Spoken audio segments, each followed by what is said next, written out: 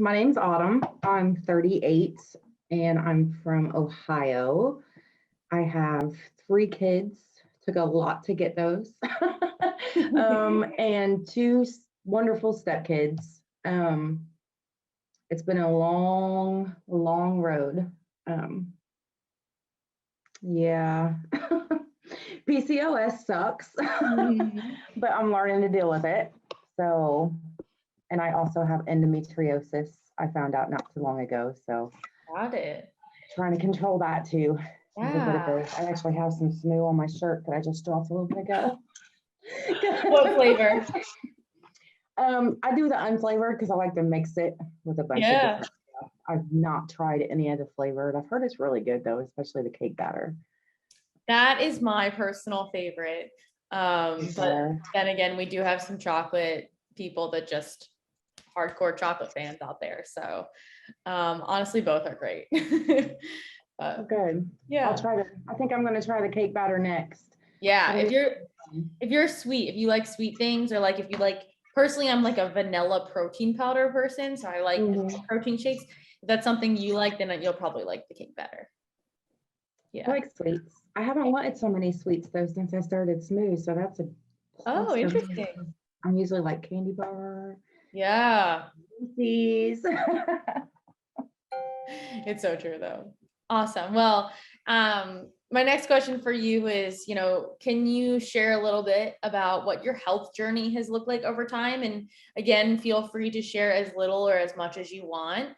But again, we're here to talk about women's hormone health. So if you want to share a little bit about that and how you ended up here, we'd love to hear it. When I was 14, I was hospitalized quite a bit for cysts on my ovaries. Oh, wow. And I'd have water pockets on my pelvis, and those would all like to burst at the same time. I never could get an answer as to why. They just kept telling me I had GERD, which has nothing to do with that. Nothing. So they stuck me on pills for that, for acid. Never did anything for my ovaries, never did anything for the weight gain. I started working out because I got picked on a lot because I was the fat girl in school. So I started working out when I was 14, lost a lot of weight, continued to have cysts on my ovaries, and they would just they're painful, very painful. Had my first child when I got pregnant when I was 18, which was like very fast. It happened very fast. And I didn't have another one until 7 years later. Like I tried and tried, nothing was working. I got pregnant and lost her at 6 months. Then I had a second miscarriage 4 months later. And then finally, 5 months after that, I had my second child. And I almost lost her at the end. It was pretty bad. Had to have a cesarean, an emergency cesarean, because everything in me just started swelling. She was going downhill. And then I got pregnant one last time when when she was 8 months old. So that was my last. They told me I couldn't have any more. That everything inside was just all kabobbled and switched around and too swollen. So I got my tubes tied so I didn't have to have any more miscarriages. Doctors recently, a year ago, told me that the reason I was gaining weight was because all I was doing was eating. He didn't take that I had chin hair growing, acne. I gained weight, 70 pounds in a matter of 7 months. And I barely ate at all. Like my family's like, you need to eat, you need to do this. And I'm like, if I eat something, I gain 10 more pounds. Like, I don't know what to do. Like I had no sex drive. And he just said, it's all because I'm fat because all I do is sit and eat. And I came home and told my husband, I was like, I can't do this. Like nobody seems to know what is wrong with me. They would give me a diagnosis of GERD, and then next they thought I had ovarian cancer. It turned out I didn't have cancer at all. Then they told me I had pelvic inflammatory disease because my insides were swollen. Finally I went and found a woman doctor, and she had told me, she's like, honey, she's like, you have got PCOS and endometriosis. She said, I don't know why that doctor would have told you that. She's like, I don't know why they've misdiagnosed it for so many years. That she did know that Indiana a long time ago, just they didn't really look into it a whole lot for women. So I was born in that lovely era to where I just pretty much got looked over. Yeah. So now I found my way to Smoo. I'm a Pinterest junkie, and I saw Smoo on Pinterest, and I was like, I've got to try that, because they put me on birth control with estrogen, and it just did not help. My kids were like scared of me. I was so moody. I'm like, I can't do this no more. Periods were out of whack. It was just, so I stopped taking it as soon as I started taking Smoo, and I've been like amazing. Attitude's way better. Like, I love myself more. Oh my gosh, I have chills. Yeah, I do. I mean, just want to respond to, firstly, thank you for being vulnerable and sharing all that. It's, again, like one of the things that brought me to Smoo and like made me so passionate about this was the ignoring of women in healthcare, and how symptoms are pushed aside and people are, just ignored completely, and people say it's weight, and you're lazy, or your pain's not legitimate, you're weak. So I have had my own share of things like that, and I completely sympathize and empathize with you. And again, thank you for sharing that. We hear a lot of that story, unfortunately, so you're definitely not alone, and I'm so glad you found the Smoo community, and also were able to have 3 wonderful children. So that's amazing, and we're so glad you're here. You just started to kind of dive into this, but my follow-up question was, how has Smoo helped you specifically? So if you want to elaborate on that a bit, of how Smoo has like really kind of what changes you saw other than your moods. I got my period back. I would not have a period for 2 or 3 months, and then I'd have one for maybe 2 days, and then it would be on and off. I do have a regular cycle again now. It's not like crazy heavy or anything like it was. My cramping, like I think I would have one good week out of the month where I didn't cramp, to where I just wasn't in pain. And now I'm like all month long, I'm fine, even when I do have my cycle. Yep. My ovulation, like it would literally, I'd be in bed whenever my ovulation hit, because it was so painful, and I don't even know now. I'm like looking at my period tracker, like, am I ovulating? That's amazing. Why is there no pain? I'm happy. Like, I'm not as depressed, because they were going to put me on antidepressants, and I'm not depressed anymore. I'm always looking for tomorrow, what's going to happen tomorrow. I've lost 5 pounds and haven't even tried. So I'm like, yay, lose some of that weight. Yeah, it's been a great journey so far. My husband's not scared to be around me anymore. My kids are like, we're getting mom back, because for 2 years, I mean, I flat out struggled horribly. It got worse. Like, the older I got, the worse it got. And I'm just like, I'm loving life, and it's all thanks to Smoo. And I'm just like, yeah, I can't wait to see what else happens. Yeah. I can't wait. Oh my gosh, I literally have chills, Autumn. I'm so glad that you've been able to see all these amazing changes from Smoo, and that it's impacted you to this level. I mean, that's incredible to hear, especially somebody that does everything behind the scenes. I'm like, wow, we really are, making an impact in people, and that's so wonderful to hear. So I could not be happier for you. And I hope that, you continue to go down that path with Smoo. What is something you wish that you knew before starting Smoo?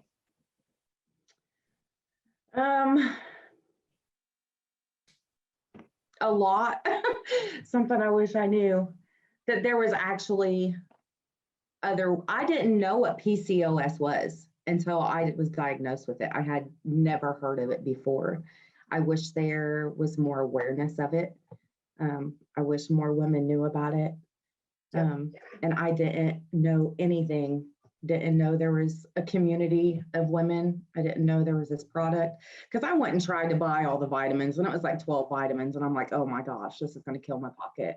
Like, I got too many kids. I can't do this. And then I saw Smoo and I'm like, it's a life changer. It's my saving grace. I'm so glad. But yeah, I think again, the education is just not there. And that's something I hope that this community has, just people to talk about these things with each other, because for some reason it's just not out there. And that's, I discovered this stuff too when I was older, and I was like, oh, why wasn't I taught this? So I'm right there with you. I cannot agree more. Yeah. What is your favorite Smoo product and your favorite way to take Smoo? Right now it's the unflavored powder. And my favorite way is, I'm gotta say, peanut butter and banana shakes. Oh yeah. Yeah, I use almond milk and some ice and shake that up, and it's so good. Yeah. Like, I'm in love with it. I made my husband drink some. I was like, you gotta try this. And now he tries to take it every time I drink it. And I'm like, no, it's mine. I to take it too, because she's just like, mine. Yeah, that's your I did try it on some avocado toast yesterday too, and it was really good.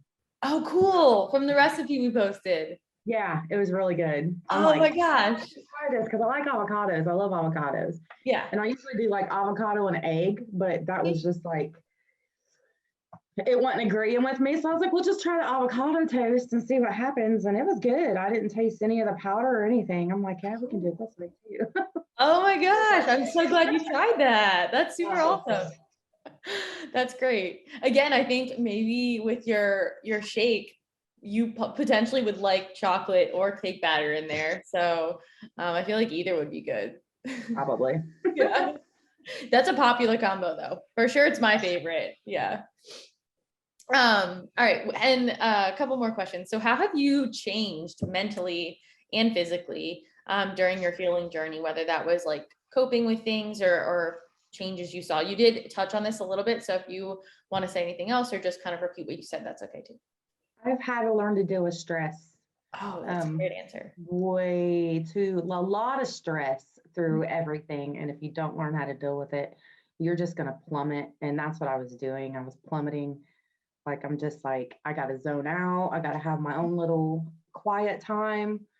And I have a great family, so they all supported me in it. And they still are. Like, they know if I go to my room or go outside, mom's just de-stressing. Yeah. Like, if you don't de-stress, it's going to make everything worse. It's going to make it harder to get pregnant if you're trying to get pregnant. It's going to make you break out more with acne. And I don't have hardly any acne anymore either. I'm so happy about that. But yeah, stress was the main thing. That's what I had a lot of, and that caused a lot of depression and everything else. And the not eating, like, a lot of people with stress eat, but I didn't. When I was stressed, I didn't eat. I just went inside myself and didn't say anything else. And you could tell that I was not a happy person, and that was never me. Yeah. So definitely stress. You have to learn how to deal with it. And it's very hard. Walk, bike ride, work out, whatever you love to do, help yourself de-stress. Absolutely. Oh my gosh, Autumn, that was such a good answer.